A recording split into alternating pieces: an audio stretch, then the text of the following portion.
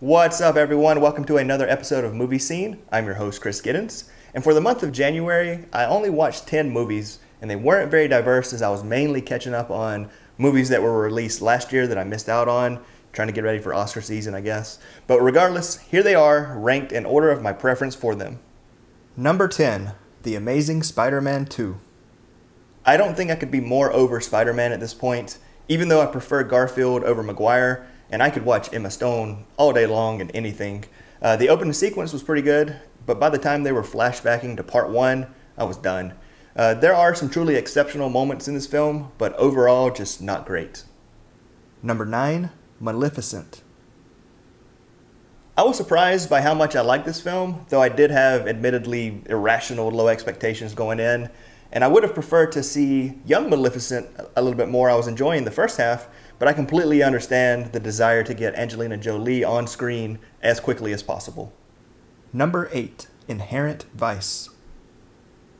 Having read the novel, I had very high hopes going in and expected a Lebowski and Loathing in Las Vegas type hybrid, but it was a little bit disappointing. I think it definitely could have used a bit of Gilliam's hallucinogenic visuals and more of the Coen brothers' pacing and storytelling style.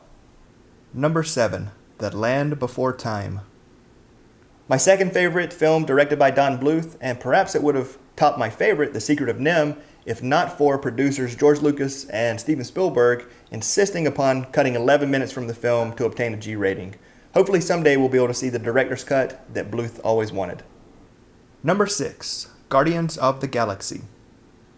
A summer blockbuster worthy of the praise that it received, and a much-needed entry in the superhero genre in this day of more gritty movies.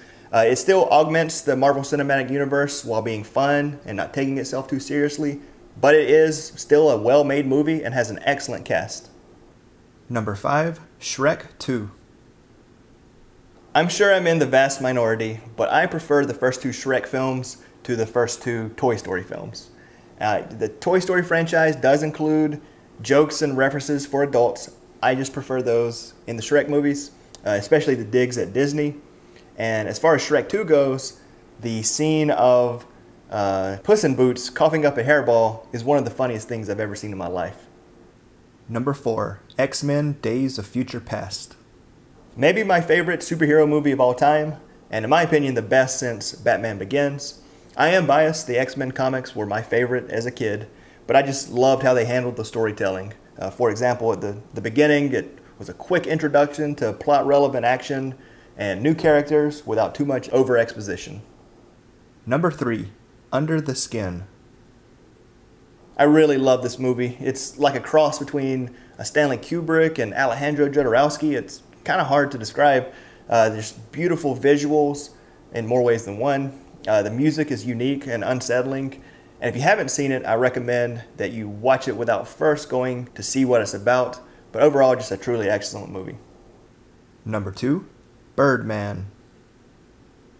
Probably the best movie that I watched last month.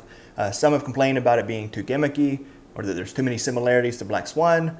But in my opinion, the cinematography, editing, acting, music, they all coalesce to make just a beautiful work of art that enraptures, in my mind, like the best jazz. Number 1, Mad as Hell. I'm incredibly biased by the content, being a huge fan of the Young Turks and for a long time. But strictly looking at a technical level, the documentary is just exceptionally well made, especially the editing. The editing is superb, both stylistically and for pacing purposes. I recommend that you check it out via the links in the description below. You can also be on the lookout for it, getting a wider theatrical release. And of course, wolf-pack.com.